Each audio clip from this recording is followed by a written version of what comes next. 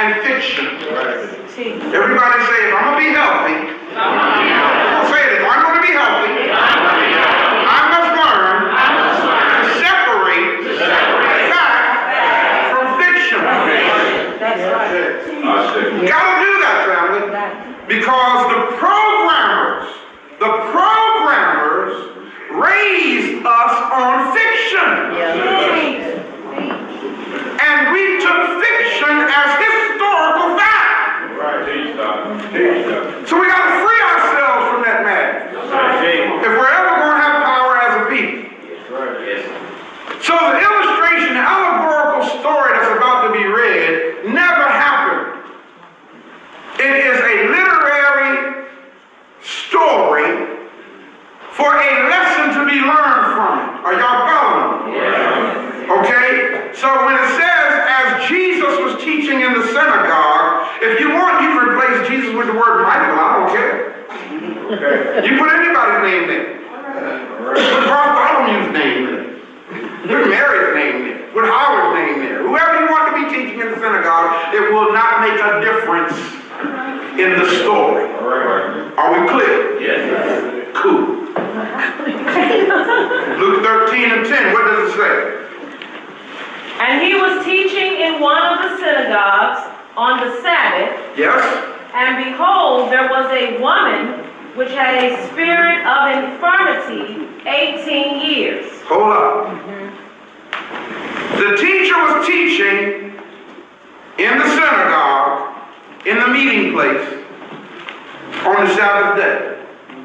Could have been any day of the week, doesn't matter. But here's what is important in this story. There was a woman who was sitting in the meeting. And according to what Minister Stewart just read, she had a spirit of infirmity. Everybody say, she had a spirit of infirmity.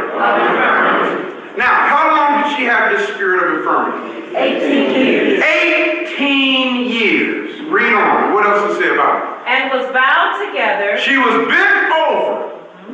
She was bent over so badly that only thing she could do was look down. In fact, the text exhausted lets us know she was bent over so severely that she could not look up. You hearing this? Read on. And could in no wise lift up herself. Right. And when Jesus saw her, yes, he called her to him. When the teacher saw this woman who had a spirit of infirmity so severely for such a long period of time that she was bent over and honestly could not even look up, he called her to him and said what? Woman, thou art loosed from thine infirmity. Woman, you are free from your condition. Again, the subject for today is clinging to a state of mind. Now, the reason why I came up with that subject is because of the etymology, the original word meaning in verse 11 for two words in particular. It says, and behold, there was a woman, and here said these words, which had. Okay? Now, the original language, which had, is one word. Being that the New Testament was written in Koine Greek, that one word is the Greek word echo. E-C-H-O.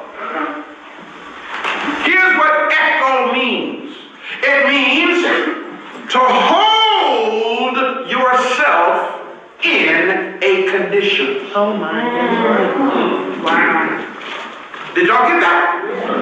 If you're listening, you already heard the message. A woman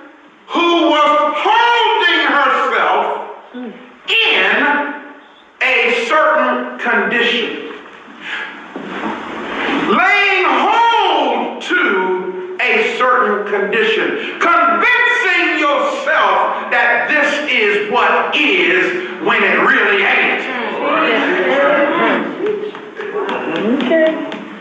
And the other word is infirmity, which is from the word asthenia, which means wanting strength. Got me?